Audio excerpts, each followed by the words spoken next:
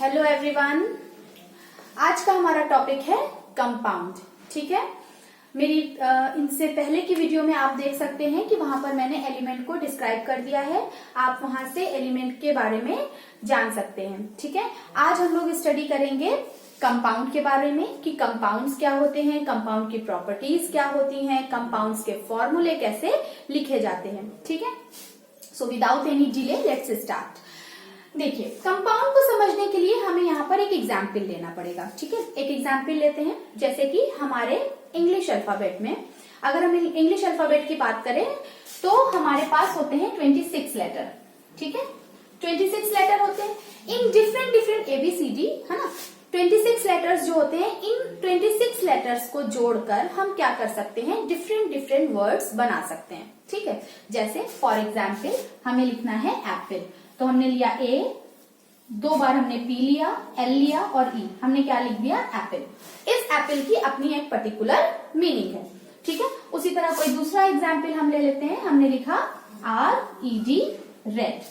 ठीक है, हमने लिखा PEN पेन। ठीक है, जिस तरह हम डिफरेंट डिफरेंट लेटर्स को जोड़कर एक पर्टिकुलर वर्ड बना रहे हैं और उन पर्टिकुलर वर्ड्स की एक पर्टिकुलर मीनिंग है, उसी तरह हमारे पीरियोडिक टेबल में डिफरेंट डिफरेंट एलिमेंट्स को रखा गया है। 118 एलिमेंट्स हैं हमारे पीरियोडिक टेबल में। कितने एलिमेंट हैं? 118 एलिमेंट्स हैं। इन एलिमेंट्स को डिफरेंट डिफरेंट कॉम्पोजिशन में हम मिलाकर डिफरेंट डिफरेंट कंपाउंड्स बना सकते हैं। ठीक है, जैसे हमारे पास कौन कौन से एलिमेंट्स हैं? हमारे पास बहुत सारे 118 एलिमेंट हैं। कुछ एग्जाम्पल मैं यहाँ पर ले लेती हूँ, जैसे हाइड्रोजन है, ऑक्सीजन है, नाइट्रोजन है, कार्बन है, कैल्शियम है, मैग्नीशियम है, डिफरेंट डिफरेंट एलिमेंट है। इन एलिमेंट्स को आपस में कंबाइन करके दो एलिमेंट को या 2 से ज्यादा एलिमेंट्स को आपस में एक पर्टिकुलर रेशियो में, एक पर्टिकुलर प्रोपोर्शन में हम मिलाकर पर्टिकुलर कंपाउंड बना सकते हैं और उस कंपाउंड की अपनी एक पर्टिकुलर प्रॉपर्टी होगी। ठीक है, तो यहाँ से आई होप कि यहाँ से आपको समझ में आ गया होगा कि कंपाउंड एक्चुअल में होता क्या है। जिस तरह हम लोग अल्फाबेट को जोड़कर, लेटर्स को जोड़कर वर्ड बनाते हैं, उसी तरह एलिमेंट्स को जोड़कर हम लोग क्या करते हैं, कंपाउंड बनाते हैं। चलिए देख लेते हैं कितने तरह के कंपाउंड हम लोग यहाँ पर बना सकते हैं।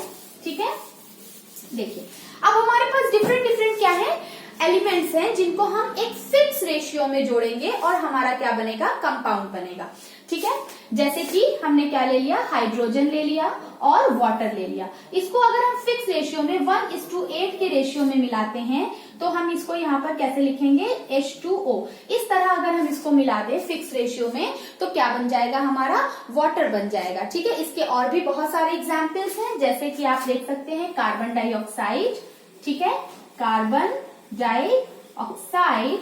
कार्बन डाइऑक्साइड में अगर हम देखें तो कौन कौन से एलिमेंट आपको दिख रहे हैं, कार्बन दिख रहा है और ऑक्साइड यानी ऑक्सीजन दिख रहा है। ठीक है, यानी कार्बन और ऑक्सीजन को हमने फिक्स रेशियो में मिला दिया तो क्या बन गया, कार्बन डाइऑक्साइड बन गया। कॉमन सॉल्ट की बात कर लें, जो हम लोग रोज अपने घरों में यूज करते हैं, ठीक है, NaCl, जिसको हम बोलते हैं सोडियम क्लोराइड। ठीक है, सोडियम क्लोराइड। सोडियम क्लोराइड में आप देख रहे हैं सोडियम है और क्लोराइड यानी क्लोरीन है। ठीक है, सोडियम क्लोराइड हो गया। इसी तरह हम दूसरा एग्जाम्पल ले लेते हैं, अमोनिया ले लेते हैं। ठीक है, अमोनिया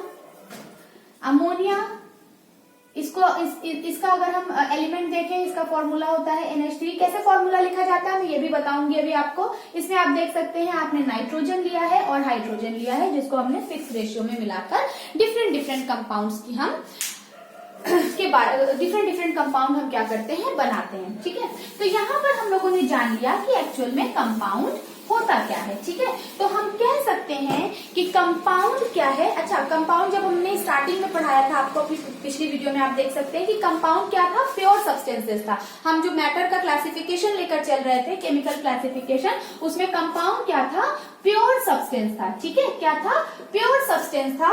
तो हम कह सकते हैं कि compound is a pure substances made up of 2 or more element combined chemically in a fixed ratio or fixed proportion. ठीक है, फिक्स रेशियो में, फिक्स प्रोपोर्शन में हम मिलाकर क्या बना सकते हैं, कंपाउंड बना सकते हैं। चलिए डिफरेंट डिफरेंट हमने यहाँ पर एग्जाम्पल्स भी देख लिए। अब हम लोग यहाँ पर देखेंगे कि कंपाउंड की क्या क्या प्रॉपर्टीज होती हैं। ठीक है, पहली प्रॉपर्टी कंपाउंड की, अगर हम पहली प्रॉपर्टी की बात करें तो कंपाउंड की पहली प्रॉपर्टी क्या है कि कंपाउंड क्या है, प्योर सब्सटेंसेस है। ठीक है, यही इसकी पहली प्रॉपर्टी है। कंपाउंड क्या है, एक तरह का प्योर सब्सटेंसेस है, प्योर सब्सटेंस है। सेकेंड प्रॉपर्टी अगर हम ले लें तो हम यहाँ पर सेकेंड प्रॉपर्टी लेंगे कि जितने भी हमारे एलिमेंट हैं, दो या दो से ज्यादा एलिमेंट्स को जब हम आपस में मिला रहे हैं तो हमें क्या करना पड़ेगा, उन्हें एक फिक्स प्रोपोर्शन में मिलाना पड़ेगा। ठीक है, क्या करना पड़ेगा, एलिमेंट को फिक्स्ड प्रोपोर्शन में मिलाना पड़ेगा, फिक्स प्रोपोर्शन में आपको मिलाना पड़ेगा। तो ये एक प्रॉपर्टी हो गई कंपाउंड की। नेक्स्ट प्रॉपर्टी अगर हम कंपाउंड की देखें, थर्ड प्रॉपर्टी अगर हम कंपाउंड की देखें तो कंपाउंड की थर्ड प्रॉपर्टी होती है कि जब भी कभी हम कंपाउंड को बनाते हैं तो उन जिन भी एलिमेंट्स के मिलने से कंपाउंड बनता है, उस कंपाउंड की जो प्रॉपर्टी होती है वो अपने एलिमेंट्स की प्रॉपर्टी से बिल्कुल डिफरेंट होती है। ठीक है, फॉर एग्जाम्पल अगर मैंने यहाँ पर वाटर बनाया है तो वाटर कैसे बना है, हाइड्रोजन एंड ऑक्सीजन को आपस में मिलाने से बना है। ठीक है, हाइड्रोजन और ऑक्सीजन को मिलाने से क्या बन गया है, वाटर बन गया है। अगर आप ध्यान दें तो हाइड्रोजन क्या है, एक गैस है, ऑक्सीजन क्या है, एक गैस है। इन दोनों की प्रॉपर्टी अलग है। ठीक है, लेकिन ये जो बन के तैयार हुआ है ये किस फॉर्म में है, ये है लिक्विड फॉर्म में। ये वाटर क्या है, लिक्विड है। तो इसकी जो प्रॉपर्टी होती है कंपाउंड की, वो अपने एलिमेंट्स की प्रॉपर्टी से बिल्कुल डिफरेंट होती है। ठीक है, ये हो गया इसका, यानी आप यहां पर लिख सकते हैं third point, different property, different properties. चलिए नेक्स्ट इसका अगर हम एग्जाम्पल देखें, सॉरी इसका नेक्स्ट अगर हम कैरेक्टरिस्टिक्स देखें तो हम देखेंगे कि जब भी कभी कोई कंपाउंड हम बना लेते हैं, जब भी हम कंपाउंड बना लेते हैं तो उस कंपाउंड को हम फिर इजीली सेपरेट नहीं कर सकते। जैसे कि अगर आपने मान लीजिए कंपाउंड बना लिया, आपने वाटर बना लिया, ठीक है, वाटर आपने बना लिया, तो ये वाटर क्या है, बहुत इजीली सेपरेट नहीं हो पाएगा, यानी इसको हम किसी फिजिकल मेथड के थ्रू तो अलग नहीं कर सकते। अगर आप पानी को गर्म भी कर देते हैं तो उसकी सिर्फ स्टेट चेंज होगी, वो हो सकता है कि लिक्विड फॉर्म से वेपर फॉर्म में चला जाए, या अगर आप उसे ठंडा कर देते हैं तो वो लिक्विड फॉर्म से सॉलिड फॉर्म में आ जाएगा, बट उसकी वो सेपरेट नहीं होगा। ऑक्सीजन और हाइड्रोजन उसमें से अलग नहीं होंगे। क्यों? क्योंकि किसी फिजिकल मेथड के थ्रू हम कंपाउंड को सेपरेट नहीं कर सकते। हमें अगर कंपाउंड को हम सेपरेट करना चाहते हैं तो हमें क्या करना पड़ेगा, कोई केमिकल मेथड अपनाना पड़ेगा, फॉर एग्जाम्पल इलेक्ट्रोलिसिस वगैरह। ठीक है, तो ये इसकी फोर्थ पॉइंट, इसका फोर्थ आप लिख सकते हैं यहाँ पर, फोर्थ पॉइंट हो गया इसका कि हम इसे क्या कर सकते हैं, सेपरेटेड बाय केमिकल मेथड। ठीक है, केमिकल मेथड के थ्रू ही हम इसे क्या कर सकते हैं, सेपरेट कर सकते हैं। नेक्स्ट इसकी प्रॉपर्टी की अगर हम बात करें तो जब भी कभी कंपाउंड बनता है बच्चों, तो जब भी कभी कंपाउंड बनता है तो वो या तो एनर्जी रिलीज करता है और या तो एनर्जी एब्जॉर्ब करता है। यानी जब भी कभी हम कोई केमिकल रिएक्शन कराते हैं या कोई दो या दो से ज्यादा एलिमेंट को आपस में मिलाते हैं कंपाउंड बनाने के लिए, तो या तो हमें एनर्जी देनी पड़ती है या तो वो एक केमिकल रिएक्शन खुद एनर्जी इवॉल्व करता है। ठीक है, तो हम यहाँ पर कह सकते हैं कि एनर्जी, इसका नेक्स्ट पॉइंट क्या होगा, एनर्जी रिलीज्ड और एब्जॉर्ब। ठीक है, तो यहां पर हम लोगों ने देखा कि कंपाउंड क्या है, कंपाउंड एक प्योर सब्सटेंसेस है जिसे हमने एलिमेंट के थ्रू, एलिमेंट टू या टू से ज्यादा एलिमेंट्स को आपस में फिक्स रेशियो में मिलाकर बनाया है। यहाँ पर मैंने उनकी प्रॉपर्टीज भी डिस्कस कर ली है। ठीक है, तो चलते हैं हम लोग अपने आगे। नेक्स्ट हमारा जो नेक्स्ट टॉपिक है वो है मॉलिक्यूल। ठीक है, तो मॉलिक्यूल क्या है पहले हम समझ लेते हैं। मॉलिक्यूल जो है वो कंपाउंड की सबसे स्मॉलेस्ट यूनिट है। ठीक है, यानी अगर हमें कंपाउंड को सबसे छोटे फॉर्म में रखना है, सबसे ब्रेक कर करके उसको सबसे छोटे फॉर्म में रखना है कंपाउंड को, तो हम उसे मॉलिक्यूल के फॉर्म में लिखेंगे। ठीक है, मॉलिक्यूल बनता कैसे है, मॉलिक्यूल बनता है एटम्स के आपस में मिलने से। ठीक है, मॉलिक्यूल कैसे बनता है, एटम्स के आपस में मिलने से। ठीक है, एटम क्या है, एटम किसी भी मैटर की सबसे स्मॉलेस्ट यूनिट है। कोई भी मैटर एटम के मिलने से ही बनता है, और एटम इतना छोटा होता है, इतना छोटा होता है बच्चों कि वो अकेला एग्जिस्ट नहीं करता। कोई भी एटम इतना छोटा होता है, इतना टाइनी होता है कि उसे हम अकेला एग्जिस्ट नहीं कर सकते। इसलिए एटम जो होता है, किसी भी एलिमेंट का जो एटम होता है, वो अपने सेम एलिमेंट के, अपने दूसरे ही मतलब सेम एलिमेंट के दूसरे एटम के साथ क्या हो जाता है, कंबाइंड हो जाता है, जाकर उससे दोस्ती कर लेता है। फॉर एग्जाम्पल, अगर मैं ऑक्सीजन की बात करूं, ठीक है, अगर मैं ऑक्सीजन की बात करूं, ऑक्सीजन की बात करूं तो ऑक्सीजन क्या है, O।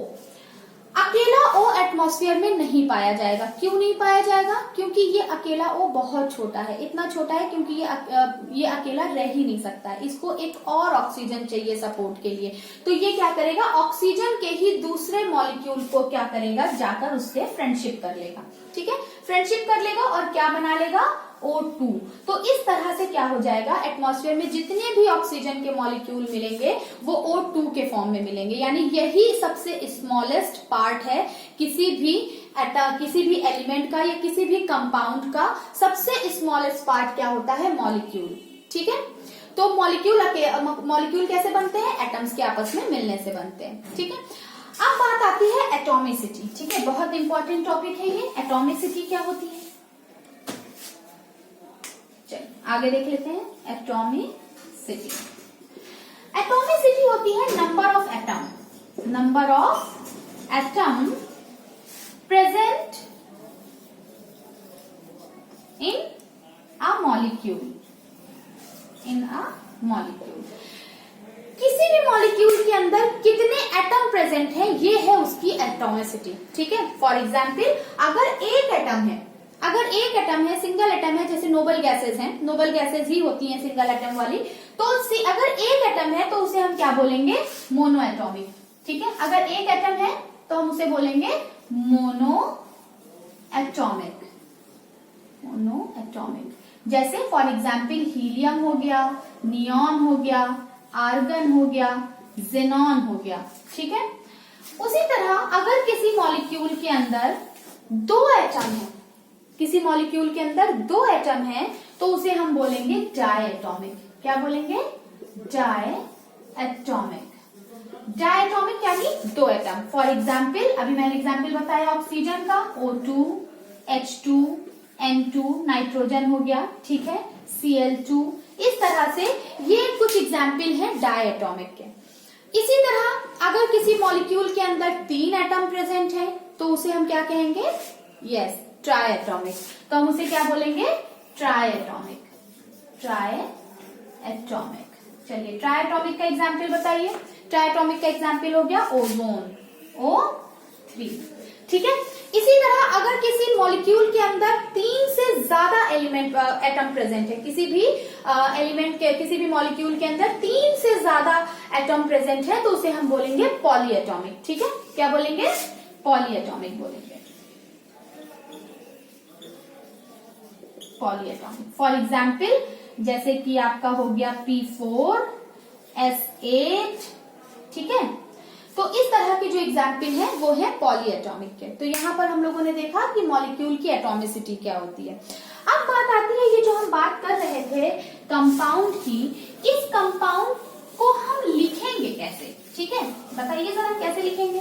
एलिमेंट्स को लिखने के तो तरीके हम लोगों ने सीख लिए थे कि भाई एलिमेंट्स को हम सिंबल्स के अकॉर्डिंग लिखेंगे। तो अब तो सिंबल्स बन गए, अब हमने क्या किया, उन सिंबल्स वाले एलिमेंट को आपस में कंबाइन कर दिया है। तो जब हमने कंबाइन कर दिया तो क्या बन गया, कंपाउंड बन गया। तो अब हम कंपाउंड को कैसे लिखेंगे। ठीक है, तो कंपाउंड को लिखने का भी हमारे पास एक तरीका होता है जिसे हम कहते हैं फॉर्मूला ऑफ कंपाउंड। ठीक है, तो हमारा जो टॉपिक है नेक्स्ट वो है फॉर्मूला ऑफ कंपाउंड। तो हम कंपाउंड को किस तरह से फॉर्मूले के फॉर्म में लिखेंगे। ठीक है, अब देखिए, अब यहाँ पर आप लोगों को दो चीजें याद करनी पड़ेंगी। ठीक है, वो आपको याद करनी पड़ेगी जरूर से। जो एक तो पहली चीज हमको सिंबल याद होने चाहिए। ठीक है, जिस भी कंपाउंड का फॉर्मूला हम लिखने जा रहे हैं, उस कंपाउंड में जितने भी एलिमेंट प्रेजेंट हैं, उन एलिमेंट्स का सिंबल हमें पता होना चाहिए।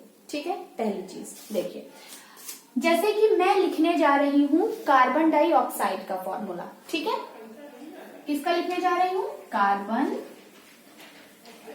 डाइऑक्साइड। ठीक है, कार्बन डाइऑक्साइड का फॉर्मूला लिखने जा रही हूं। इसमें क्या प्रेजेंट है, कार्बन और ऑक्सीजन। ठीक, तो हमने क्या कर लिया, हमें कार्बन का सिंबल पता होना चाहिए और ऑक्सीजन का। कार्बन का सिंबल होता है C और ऑक्सीजन का सिंबल होता है O। ठीक है, ये हमें याद होना चाहिए। दूसरी चीज जो हमें याद होनी चाहिए वो है इन एलिमेंट्स की वैलेंसी, जो कि अभी तक आप लोगों ने नहीं जानी है। तो आप जान लें वैलेंसी क्या होती है। Valency is a combining capacity of an element. किसी भी एलिमेंट दूसरे एलिमेंट के साथ जब कंबाइन होता है, जब इलेक्ट्रॉन्स को चेंज करता है, रिसीव करता है या डोनेट करता है, तो वो नंबर ऑफ इलेक्ट्रॉन जो वो डोनेट कर रहा है या वो रिसीव कर रहा है, वो नंबर ऑफ इलेक्ट्रॉन जो होता है वो उसकी वैलेंसी होता है। इसको भी कैसे कैलकुलेट करते हैं, कैसे निकालते हैं, ये भी मैं आपको सिखा दूंगी। फिलहाल के लिए अभी आप ये जान लीजिए कि combining capacity of an element it is known as valency. ठीक है, तो वैलेंसी में आपके पास दो ऑप्शन है, या तो आप वैलेंसी लर्न कर लीजिए और या तो फिर आपको वैलेंसी निकालना आना चाहिए। मैं दोनों तरीके से आपको बताऊंगी।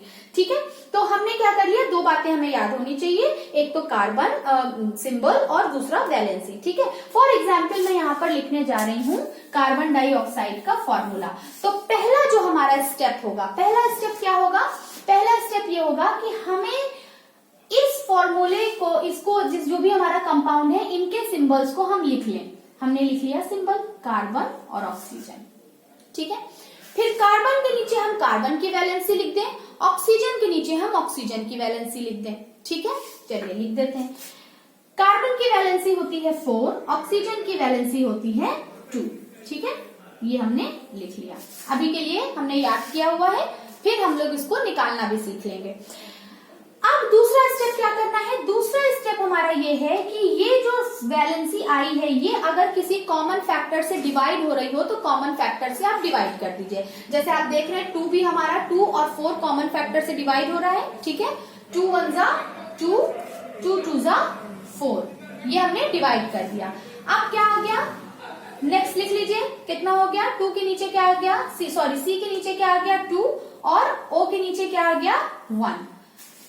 ये हो गया दूसरा स्टेप। तीसरा स्टेप हमें क्या करना है, इंटरचेंज द वैलेंसी। हमें वैलेंसीज को इंटरचेंज कर देना है, क्रिस क्रॉस कर देना है। इसको कुछ लोग क्रिस क्रॉस मेथड भी कहते हैं, यानी इसकी वैलेंसी को इसके साथ जोड़ देना है, लिख देना है, और इसकी वैलेंसी को इसके साथ लिख देना है। ठीक, बहुत अच्छी बात। तो जब हम इसकी वैलेंसी को इसके साथ लिखेंगे और इसकी वैलेंसी को इसके साथ लिखेंगे तो क्या हो जाएगा, C1O2। ठीक है बच्चों, हम कभी भी 1 को नहीं लिखते हैं, तो यहां पर हम क्या करेंगे, 1 को नहीं लिखते हैं, तो हमारा जो फॉर्मूला बनेगा वो बनेगा CO2। इस फॉर्मूले से तो आप फेमिलियर है ही, लेकिन ये फॉर्मूला कैसे आया ये हम लोगों ने अब जाना। ठीक है, इसी तरह मैं आपको दूसरा एग्जाम्पल लेकर समझाती हूँ। चलिए दूसरा एग्जाम्पल हम लेंगे। दूसरा एग्जाम्पल क्या लें, चलिए दूसरा एग्जाम्पल हम लेते हैं वाटर का। वाटर ही ले लेते हैं, सबसे इजी एग्जाम्पल हमारे लिए। ठीक है, वाटर। तो पहला काम हमारा क्या है, वाटर का फॉर्मूला लिखने के लिए पहला काम हम ये करेंगे, जो भी एलिमेंट वाटर में यूज हो रहा है उनके सिंबल लिख लें। ठीक है, वाटर में क्या यूज हो रहा है, हाइड्रोजन और ऑक्सीजन। चलिए हमने लिख लिया हाइड्रोजन और ऑक्सीजन। दूसरा स्टेप क्या है, उनकी उस सिंबल के नीचे उनकी वैलेंसी लिख दीजिए। चलिए हाइड्रोजन की वैलेंसी होती है 1, ऑक्सीजन की वैलेंसी होती है 2। फिर तीसरा स्टेप क्या करना है, हमें इंटरचेंज कर देना है, इसकी वैलेंसी को इसके साथ, इसकी वैलेंसी को इसके साथ। ठीक है, क्या हो गया, H2O1। मैंने आपको अभी बताया 1 हम नहीं लिखते हैं, तो 1 को आप हटा दीजिए, वाटर का फॉर्मूला आ गया H2O। ठीक है, तो इस तरह से हम लोगों ने यहाँ पर देखा कि हम किसी भी कंपाउंड का फॉर्मूला किस तरह लिखते हैं। ठीक है, चलिए अब हमारा जो नेक्स्ट टॉपिक है वो हम लोग नेक्स्ट वीडियो में डिस्कस करेंगे। मिलते हैं नेक्स्ट वीडियो में।